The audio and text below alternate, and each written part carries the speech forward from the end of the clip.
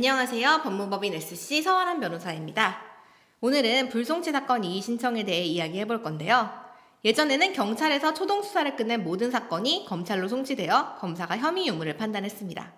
하지만 수사권 조정으로 경찰에는 사건을 1차로 종결할 수 있는 권한이 생겼는데 바로 기록을 검찰로 보내지 않는다는 불송치 결정권이 생긴 것입니다.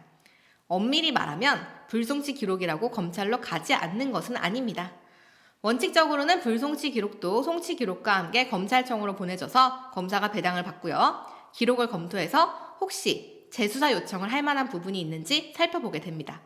그러나 검사실은 늘 경무에 시달리고 있기 때문에 아무래도 경찰이 종결한 사건에 대해서는 꼼꼼히 보기가 현실적으로 어려운 부분이 있고요. 큰 문제가 없다면 다시 경찰서로 기록을 넘기게 됩니다.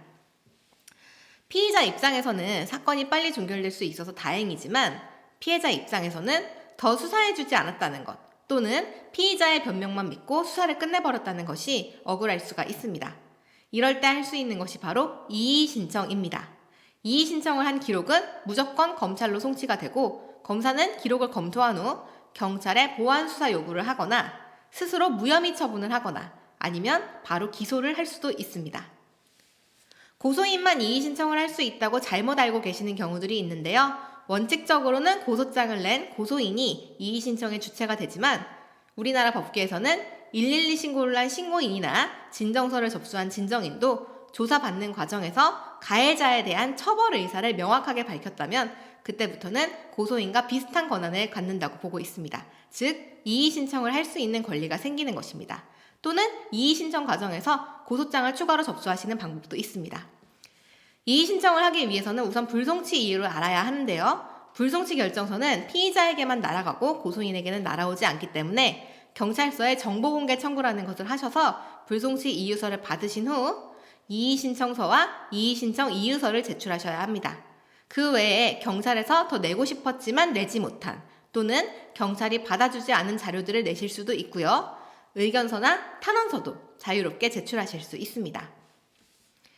어떤 변호사들은 자신한테 사건을 맡기면 무조건 불송치를 기소로 뒤집어주겠다고 말합니다. 반면 어떤 변호사들은 불송치 사건이 기소로 바뀌는 일은 불가능하기 때문에 포기하라고 말합니다. 누구의 말이 맞는 것일까요? 여기서도 진리의 케바케가 적용되는데요. 전체적으로 봤을 때는 불송치 결과를 뒤집기 어려운 것은 맞습니다. 어떤 통계에서는 불송치 사건이 이의 신청을 거쳐서 기소까지 이어질 확률이 2% 남짓이라고 합니다. 정말 낮은 확률이죠? 하지만 이걸 가지고 일반화하실 필요는 없습니다. 전체적으로는 그렇지만 경찰이 초동 수사를 마치고 종결한 사건 중에는 검사가 보면 깜짝 놀랄 만큼 수사가 미진하거나 법리가 잘못 해석되어 있는 사건들도 분명히 섞여 있습니다. 제가 검사를 하던 시절에 굉장히 사소한 부분까지 지적하면서 부완수사 요구나 재수사 요청을 자꾸 하는 바람에 도대체 어디까지 완벽하게 하라는 거냐라고 수사관분들과 갈등이 생겼던 적도 있는데요. 제가 그랬던 것처럼 또 저보다 훨씬 더 꼼꼼한 검사들이 검찰청에 버티고 있기 때문에 그런 사람들이 이의 신청을 허투루 보지 않는다는 점은 믿으셔도 될 것 같습니다.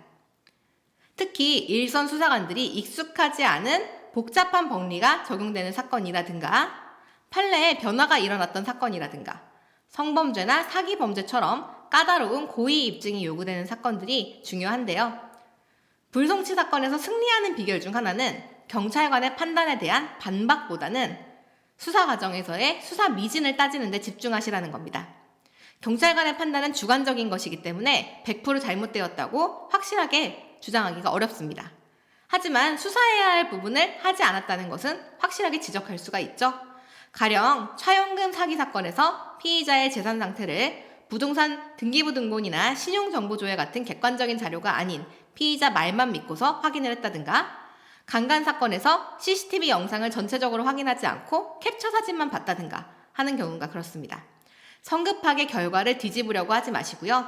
일단 수사 미진을 지적해서 재수사 요청이 들어가게 한 다음 적극적인 의견서 제출을 통해서 결론을 기소로 천천히 바꾸어 가는 것이 효과적입니다. 이의 신청은 성공률이 무척 낮은 만큼 꼭 변호사의 도움을 받으시는 게 좋습니다. 우선 비용과 시간, 노력을 들여가면서 이의 신청을 할 가치가 있는지 사건 자료를 변호사에게 검토해 달라고 하시고요. 만일 변호사가 가능성이 충분히 있다고 하더라도 스스로 하시기보다는 변호사에게 맡기시는 편이 승률을 훨씬 높일 수가 있습니다. 특히 이 과정에서는 수사 과정과 수사 기법, 수사기관의 판단 방식에 대해 잘 알고 있는 변호사가 도움이 됩니다. 대표적인 예로 검사 출신 변호사가 있겠죠? 수사기관이 바쁠 때 어떤 부분에서 실수를 하는지, 어떤 것들을 빼놓는지, 수사를 직접 해본 사람보다 더 잘 알 수 있는 사람은 없습니다. 이의 신청이 끝나고 난 후에도 항고, 재항고, 재정 신청의 불복 절차들이 있지만 일단 이의 신청에서 퇴짜를 맞고 나면 나머지 단계들이 훨씬 어려워지기 때문에 첫 단추를 잘 끼우시는 게 좋습니다. 저는 최근 불송치되었던 제3범죄 사건을 이의 신청 단계에서 맡아서 보완 수사 요구를 받아냈고요. 이의 신청 후 검사가 무혐의했던 성범죄 사건을 맡아서 항고 단계에서 재기수사 명령이 나오도록 하는데 성공했는데요. 제가 검사 출신인 만큼 대한민국 검찰이 사소한 실수로 국민들의 원망을 사는 일이 없도록 그런 사건은 더 예리하게, 꼼꼼하게 책임감을 갖고 검토하게 되는 것 같습니다. 억울한 불송치 결정을 받고 어떻게 할지 고민하고 계신 분들이 이걸 보신다면 고민보다는 일단 상담부터 받아보시길 바랍니다.